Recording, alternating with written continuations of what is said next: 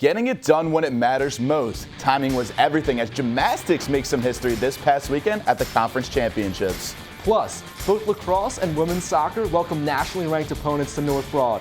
OwlSports Update is live and it starts right now.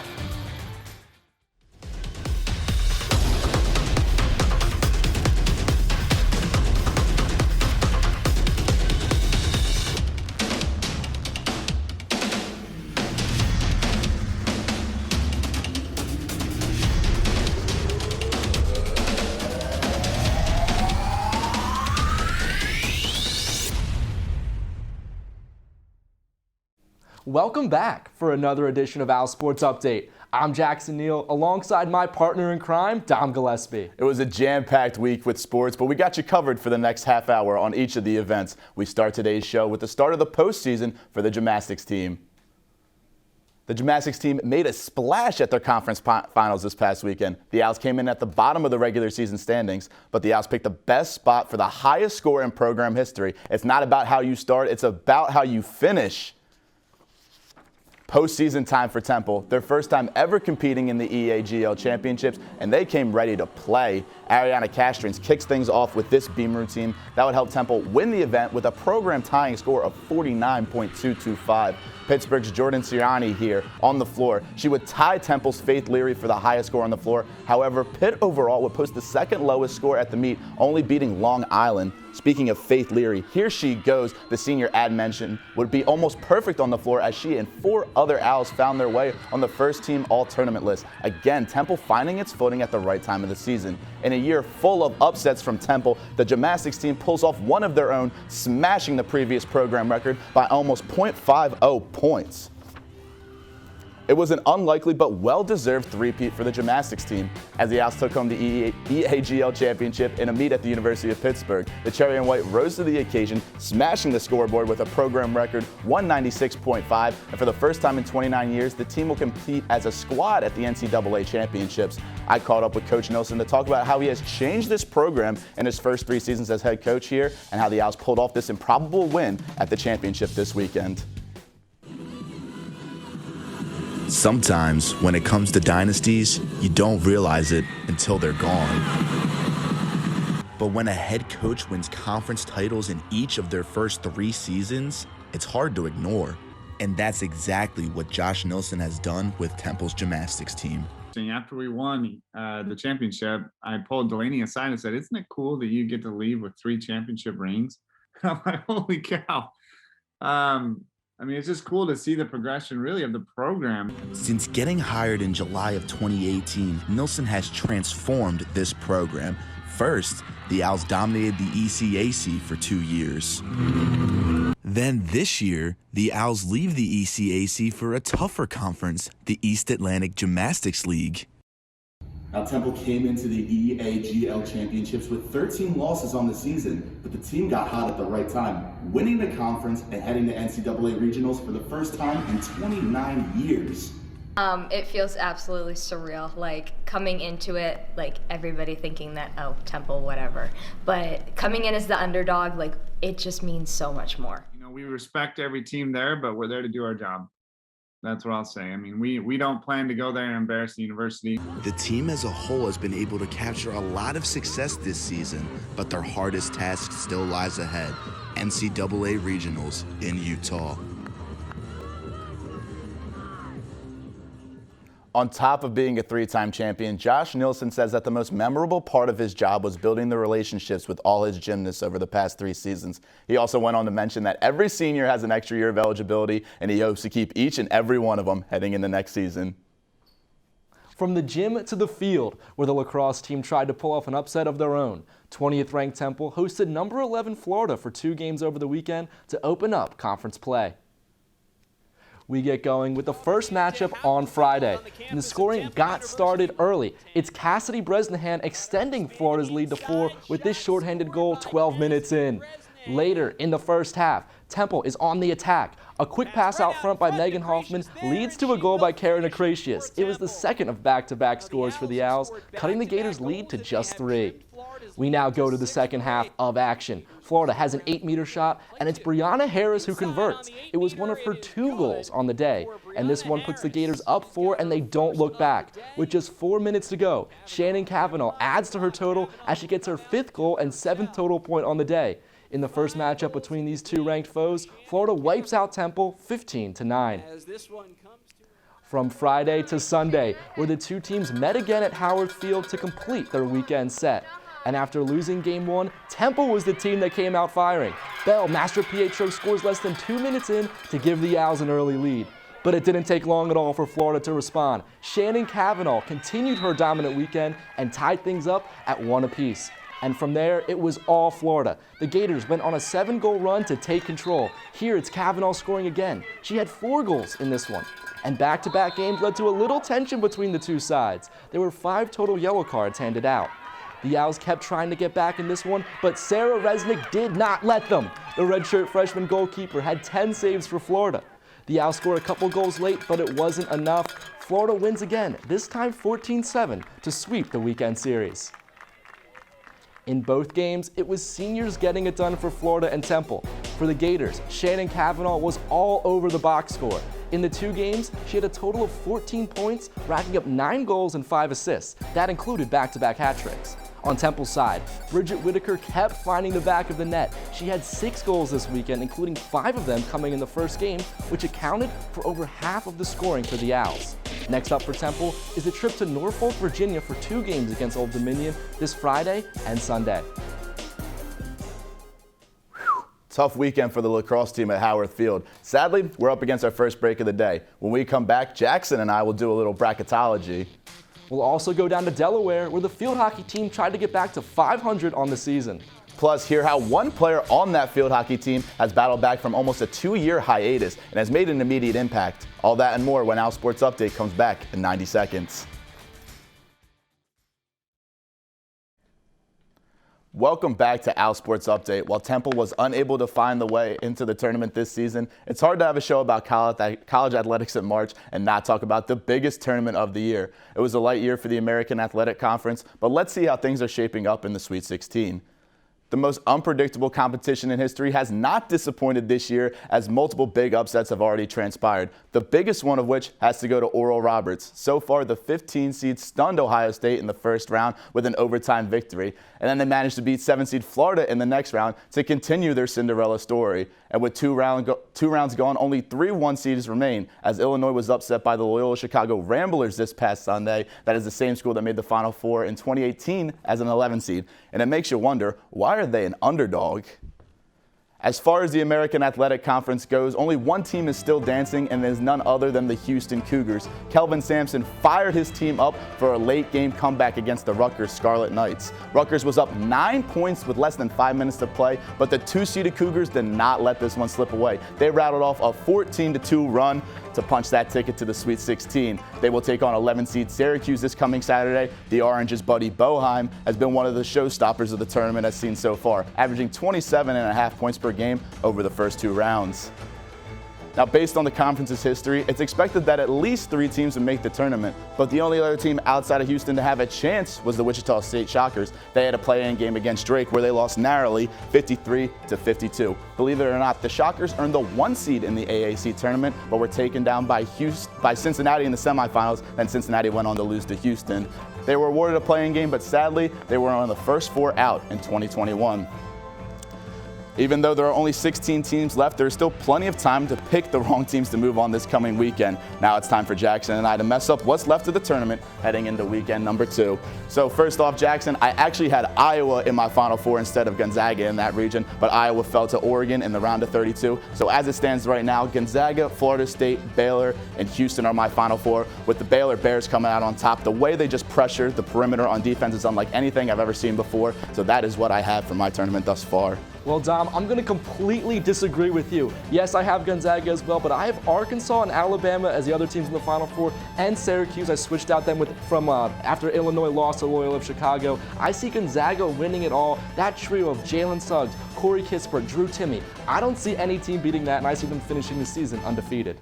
Yeah, Gonzaga has been dominating that region. They have one of the highest point differentials thus far in the tournament. But you got an 11 seed in your Final Four there, Jackson. Syracuse, Buddy Boeheim has been putting on a show for the Orange, though. Well, you mentioned Buddy Boeheim, but I'm thinking of the coach, his dad, Jim Boeheim. How many times do we have to see him take an underdog all the way to the Final Four before we start predicting it? That zone defense really gets teams off guard. Yes, sir. This is March. Anything can happen. But as aforementioned, we will probably be wrong anyway. We'll have to see how everything shapes out.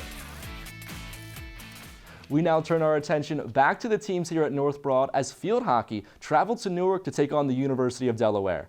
The Owls entered the game at 4-5 on the season, but they were in the midst of a 2-game winning streak, and they look to keep that momentum going on Sunday. There was sunny skies and temperatures in the 60s for this game during the first weekend of spring, and that was one of the only bright spots for Temple.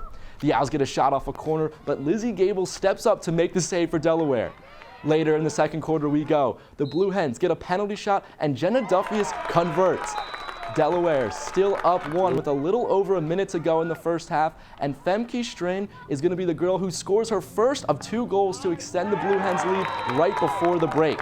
At the start of the third, Delaware keeps applying pressure, but it's Christina Caratanudo stopping this shot. But she can't stop them all. Berber Bakerman rips this one into the bottom corner. Delaware ends up getting the win 4-0, and this loss drops Temple to 4-6 on the season. The Owls will be looking to bounce back going forward, and there's one player on the team who really knows how to recover from hardship. We now welcome in OwlSports Update's Emily Cochran, who is live at the Temple Sports Complex for more. Hi, Emily. Thanks, Jackson. Senior Taylor Alba has been benched since the end of her sophomore year due to a severe back injury. But now she is back on the field, and she's actually faster than ever, starting in a brand new field position as an attacker. Number 27, Taylor Alba, has spent nearly 2 seasons sitting on the bench, not because she can't score, not because she isn't fast, but because of a herniated disc in her back that has kept her off the field since 2018. It was kind of tough to go through. I didn't think I was going to be out as long as I was. Alba started in all games her freshman and sophomore years. It was mind-blowing that as a freshman I could step on the field and help make an impact with the team. But it went south before her 3rd season. Her back injury was the first of 3 struggles she went through as a junior. The second being a new coaching staff where she had to prove herself, and the third being COVID, which kept the team off the field for 16 months. There was definitely a lot of adversity thrown at her. So her coming out and earning the minutes right now is really exciting for me. A change in coach, a change in season, and this all led to a change in position. Alba has switched from a midfielder to an attacker. Her injury may have held her back for 1 season, but her speed has improved with her time off. Her speed is just something that we can't replace, and having her back on the pitch right now has been pretty changing in what we're able to do. In her new position, Alba has already tallied 1 goal and an assist here against city rivals Villanova.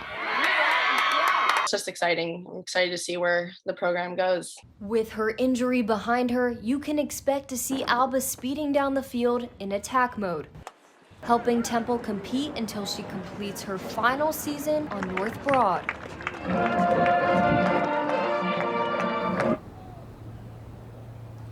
On March 27th, Temple will return to Big East play in a back-to-back series against Providence. Reporting from Howarth Field, I'm Emily Cochran. Dom and Jackson, back to you in the studio. Great stuff as always, Emily. Thank you so much. When we come back, hear how one student athlete found a way to follow his dreams. Plus, women's soccer had a matchup against conference foe Memphis, and a men's soccer star is turning his first and second languages into a career path. OwlSports Update will be right back.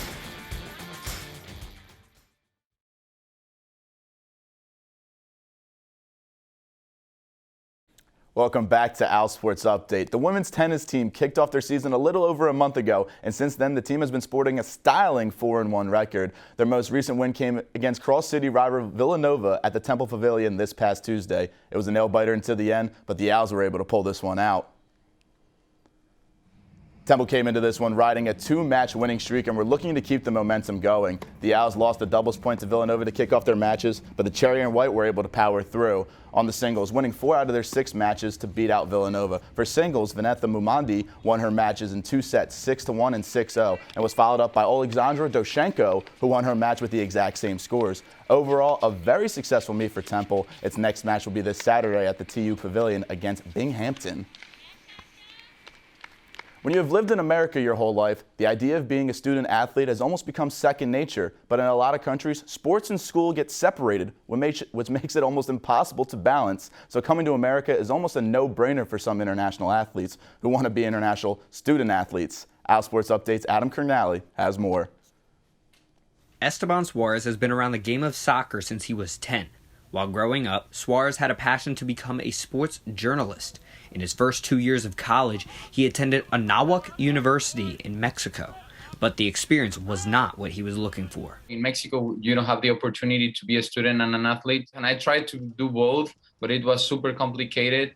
Suarez needed a solution, and he found it through an organization called B1 Sports, which was started by a man named Lucas Baldin. It's a guy that literally had the same issues as me living in Mexico. So he started this whole company that helps players just to come here to reach out to certain schools and come here to America. Thanks to Baldin and Temple's assistant coach Armonte Marshall, Suarez landed in Philadelphia. I love the idea that you could have been like a half student, half athlete. Since coming to America, Suarez has been growing as an English journalist. Y también soy un reportero de deportes en español, making him a successful and knowledgeable bilingual reporter. Suarez has improved a great deal with his English during his 2 years at Temple, not only when he speaks, but also when he writes. It's crazy to see because I was one of those first guys when he first came in that I was like introduced to him, and he, his English was not very good when he first came in, and he's improved like so much, and it's crazy to see that he's doing journalism and like pieces in English as well. His English has vastly improved, and he's, very much bilingual at this point. Suarez has stayed extremely active off the field, joining organizations on campus like WHIP Radio and Temple Updates Lo Ultimo. But he's also found time to manage internships with organizations like Area Sports Network and Aldea News. I'm a guy that doesn't know how to say no. I try to write down everything and have like a list of things that I need to do. I'm trying to build everything around my soccer schedule. He's not the type of kid that's going to sit around and, play video games and sleep all day. He's got ambition. 2 years in, I think it's been one of the best decisions I've ever taken in my life. So yeah, I'm pretty happy that at the end of the day, I came to Temple and Philadelphia, which for the things that I want to do in a future, it's just perfect to be here.